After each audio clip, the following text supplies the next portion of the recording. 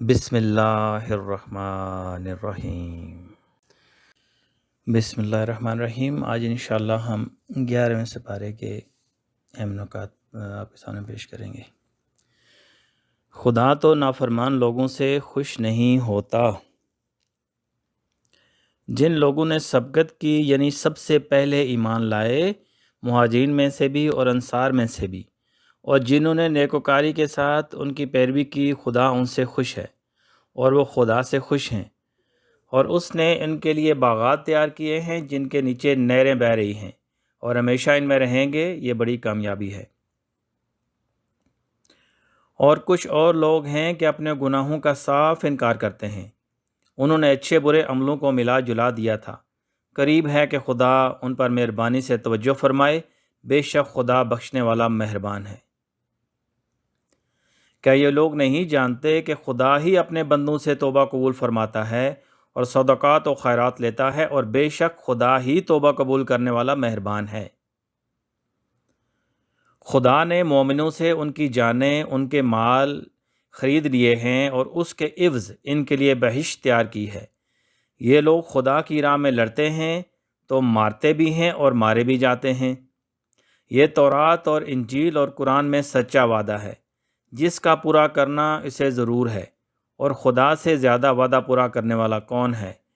تو جو سودا تم نے اس سے کیا ہے، اس سے خوش رہو، اور یہی بڑی کامیابی ہے۔ اور خدا ایسا نہیں کہ کسی قوم کو ہدایت دینے کے بعد گمراہ کر دے، جب تک کہ ان کو وہ چیز نہ بتا دے جس سے وہ پرہیز کریں۔ بے شک خدا ہر چیز سے واقف ہے۔ خدا ہی ہے جس کے لیے آسمانوں اور زمینوں کی بادشاہت ہے، وہی زندگانی بخشتا ہے، وہی موت دیتا ہے، اور خدا کے سوا تمہارا کوئی دوست اور مددگار نہیں۔ اے اہل ایمان، خدا سے ڈرتے رہو اور راست بازوں کے ساتھ رہو۔ اور اسی طرح جو وہ خرچ کرتے ہیں، تھوڑا یا بہت یا کوئی میدان طے کرتے ہیں، تو یہ سب کچھ ان کے لیے اعمال صالح میں لکھا جاتا ہے، تاکہ خدا ان کو ان کے اعمال کا بہت اچھا بدلہ دے۔ تو یوں کیوں نہ کیا کہ ہر ایک جماعت میں سے چند اشخاص نکل جاتے، تاکہ دین کا علم سیکھتے اور اس میں سمجھ پیدا کرتے، اور جب اپنی قوم کی طرف واپس آتے تو ان کو ڈر سناتے تاکہ وہ حذر کرتے۔ اے اہل ایمان، اپنے نزدیک کے رہنے والے کافروں سے جنگ کرو، اور چاہیے کہ وہ تم میں سختی یعنی محنت و قوت جنگ معلوم کریں، اور جان رکھو کہ خدا پرہیزگاروں کے ساتھ ہے۔ لوگو، تمہارے پاس تم ہی میں سے ایک پیغمبر آئے ہیں، تمہاری تکلیف ان کو گراں معلوم ہوتی ہے اور تمہاری بھلائی کے خواہش مند ہیں، اور مومنوں پر نہایت شفقت کرنے والے اور مہربان ہیں۔ تمہارا پروردگار تو خدا ہی ہے جس نے آسمان اور زمین 6 دن میں بنائے، پھر عرش تخت شاہی پر قائم ہوا، وہی ہر ایک کا انتظام کرتا ہے، کوئی اس کے پاس اس کا اذن حاصل کیے بغیر کسی کی سفارش نہیں کر سکتا۔ یہی خدا تمہارا پروردگار ہے، تو اسی کی عبادت کرو، بھلا تم غور کیوں نہیں کرتے؟ اور جو کافر ہیں ان کے لیے پینے کو نہایت گرم پانی اور درد دینے والا عذاب ہوگا، کیونکہ خدا سے انکار کرتے تھے۔ وہی تو ہے جس نے سورج کو روشن اور چاند کو منور بنایا، اور چاند کی منزلیں مقرر کیں تاکہ تم برسوں کا شمار اور کاموں کا حساب معلوم کرو۔ اور جو لوگ ایمان لائے اور نیک کام کرتے رہے، ان کو پروردگار ان کے ایمان کی وجہ سے ایسے محلوں کی راہ دکھائے گا کہ ان کے نیچے نعمت کے باغوں میں نہریں بہہ رہی ہوں گی۔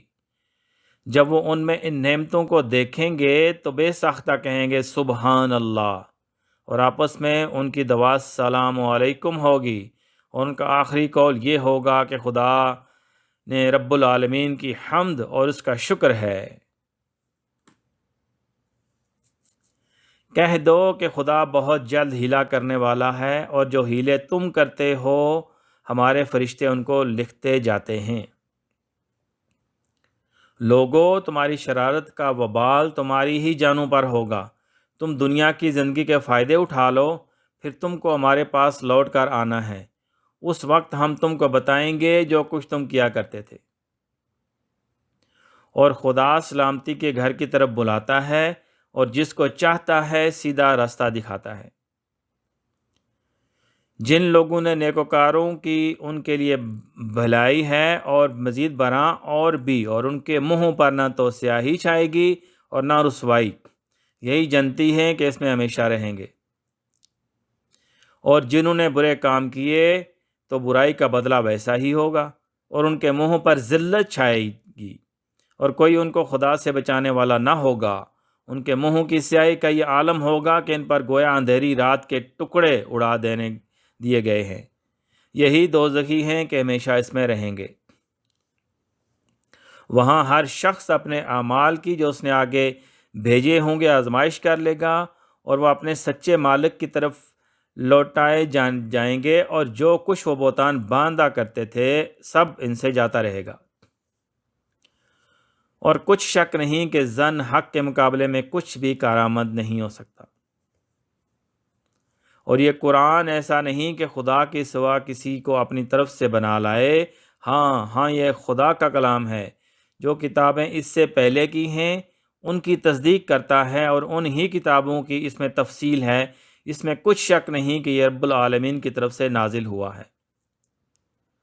اور اگر ہر ایک نافرمان شخص کے پاس روئے زمین کی تمام چیزیں ہوں تو عذاب سے بچنے کے بدلے سب دے ڈالے، اور جب وہ عذاب کو دیکھیں گے تو پچھتائیں گے اور ندامت کو چھپائیں گے، اور ان میں انصاف کے ساتھ فیصلہ کر دیا جائے گا، اور کسی طرح کا ان پر ظلم نہیں ہوگا۔